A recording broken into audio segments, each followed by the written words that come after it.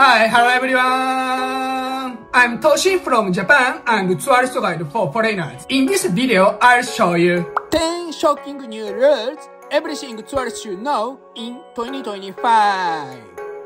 In June 2025, Japan welcomed 3.37 million foreign visitors, up 7.6% from last year. Japan's popularity is soaring worldwide. But with this boom come important new rules that can seriously affect your trip. If you don't know them, you might get denied entry, have your belongings confiscated, face fines, or pay extra fees. So in this video, I've rounded up 10 must-know new rules for tourists in Japan. Watch this, and your trip will be safer, cheaper, and more memorable. Plus, I also offer guided tour in Japan, travel itineraries based on trip duration and area, and recommendations for unique cultural experiences. You can find more information in the description below. So, let's get started. Number 1. New Airline Rules. Hey, if you're flying to Japan in 2025, there's something really important you should know. Since Japan's an island, almost everyone arrives by plane. And starting July 2025, there are new flight rules you definitely don't want to miss, especially about portable chargers. Japan's government now requires you not to store power banks in the overhead bin.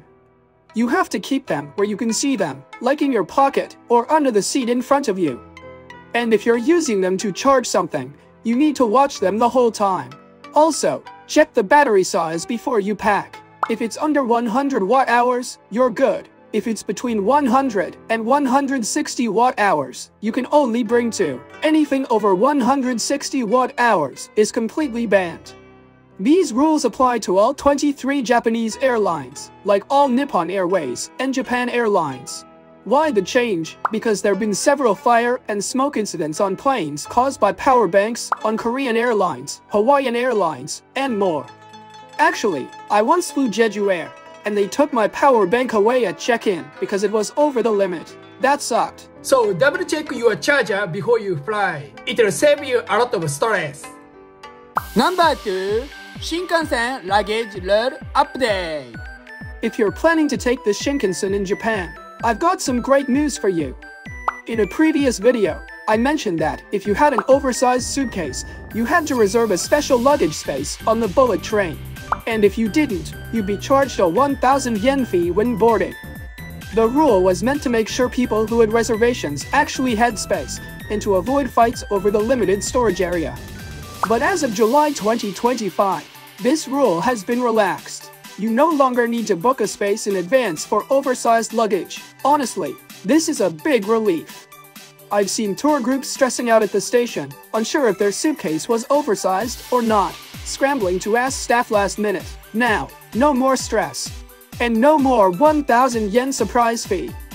Just a heads up though, this is a trial policy, so it might change again depending on how it goes. So always check the latest baggage rules on the official website before you travel, just to be safe.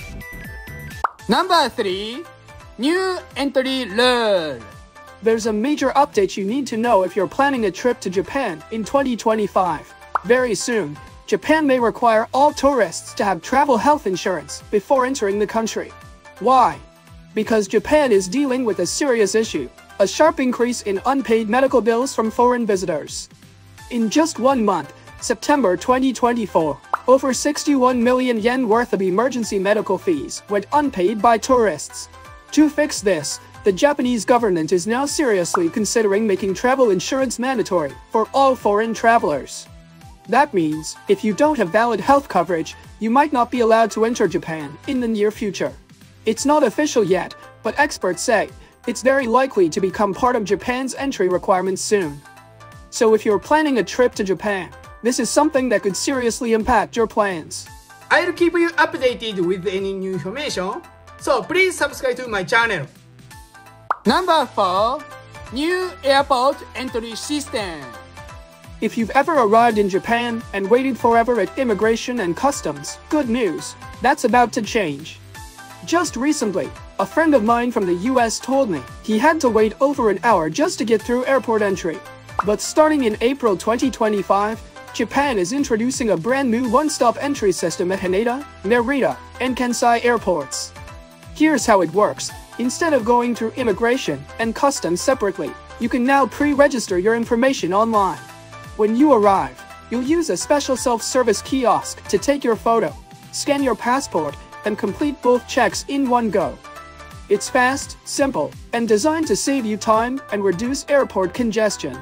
This new system is a major step toward making Japan's airports more efficient and traveler-friendly.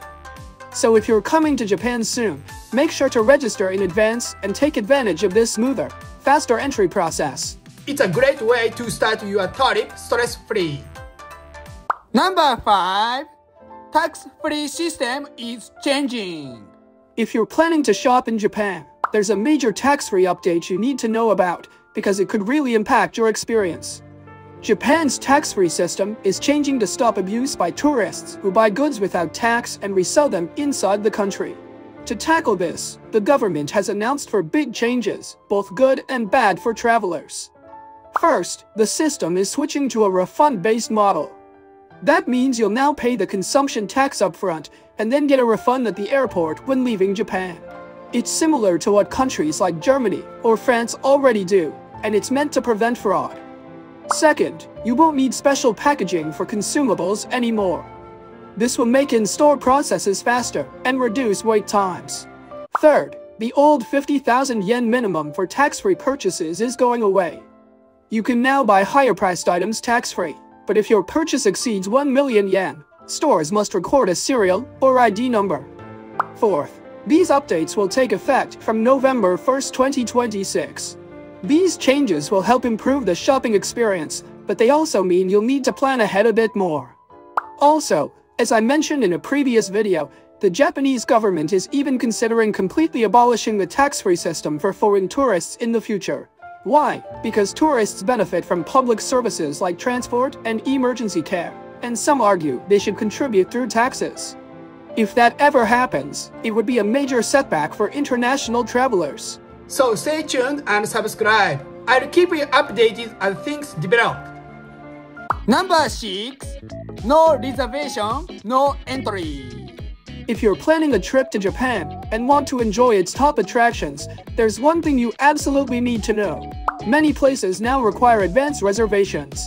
For example, Tokyo Disney stopped selling same-day tickets in 2024, and Universal Studios Japan followed in May 2025. If you don't have a reservation, you simply can't get in.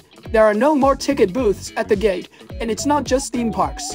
Popular spots like Teen Lab, Shibuya Sky, the Pokemon Cafe, and the Ghibli Museum all require online booking in advance.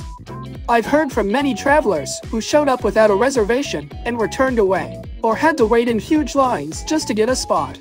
As a tour guide, I also get last-minute requests all the time, often the day before or even the same morning, but by then, we're usually fully booked and can't accommodate them. So if there's an experience you really want in Japan, book it ahead of time. And if you're interested in the services I offer, check out my website for more details. Hope to see you in Japan soon.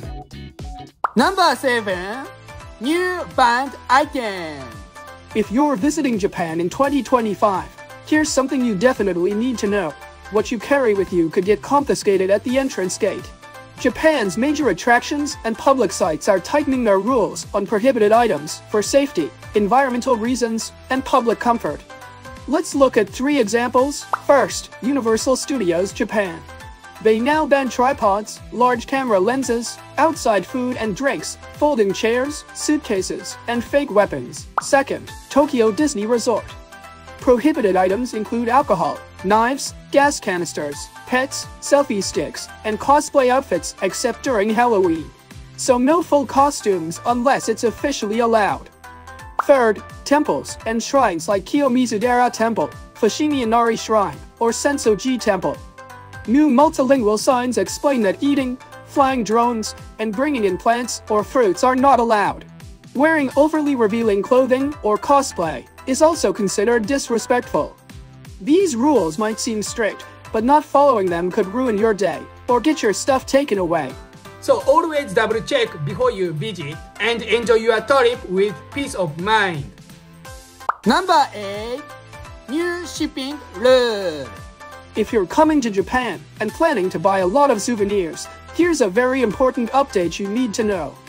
Some travelers on my tour had bought so much that they ended up buying an extra suitcase and shipping it home. But starting in April 2025, there's a new rule. Tax-free items can no longer be shipped overseas. Why? Because Japan's tax-free system requires you to show those items at customs when you leave the country. If you've already mailed them home, you won't have the items with you, and you'll be charged the full consumption tax on the spot. This change is aimed at stopping people from abusing the system, like bulk buying tax-free goods to resell back home. So here's the deal. If you want to enjoy tax-free shopping, make sure you personally carry the items with you when you leave Japan. If you plan to ship them home, expect to pay the full tax. A small mistake here could cost you a lot, so shop smart and avoid surprise charges. Number 9. New rules on bar experience. If you're visiting Japan, you might be excited to try some traditional cultural experiences like samurai or ninja activities. But here's an important new rule you need to know. Until recently, many tourists enjoyed authentic swordplay experiences wearing traditional costumes and using real Japanese swords. However, in January 2025, the city of Murayama in Yamagata Prefecture, known as the birthplace of Iwado, had to stop these experiences because the police ruled that using real swords may violate Japan's strict sword control laws. Even though these programs were popular and officially recognized, they were immediately suspended. Similar programs still operate in Tokyo and Kyoto, but this ruling may affect other areas in the future.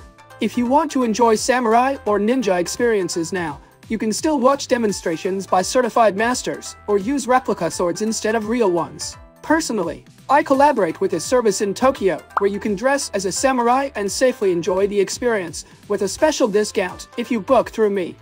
Check the description below if you are interested. Number 10. New no tourist area. In a previous video, I talked about how Kyoto's famous Gion district started restricting access to certain alleys from April 2024. This was to prevent incidents related to the sudden surge in tourists, like mako hunting, where tourists would block streets to take photos of apprentice geishas or even throw cigarette butts on their kimonos. Now, there's another important update starting March 2025. Tsushima Island in Nagasaki Prefecture has banned all tourists from entering the Watatsumi Shrine. This shrine is well known as the setting for the popular game Ghost of Tsushima, which led to a huge increase in visitors. Unfortunately, the shrine has faced problems like littering, smoking, mountain biking in restricted areas, and even public urination. Staff have also been verbally abused, especially when speaking foreign languages loudly, causing serious distress. To protect this sacred site, its staff, and local culture, a complete ban on tourists was enforced. Local officials said they felt the destruction of culture and stressed the importance of respecting local customs and people. This is a clear reminder to all visitors, respecting the places and communities you visit is essential. Let's hope these restrictions don't spread to other areas of Japan. How was today's video? If you would like a personal guide in Japan or need recommendations for travel plans and cultural experiences, Please contact me from the link in the description section. Don't forget to subscribe to my channel and like button. See you in my next video. Bye!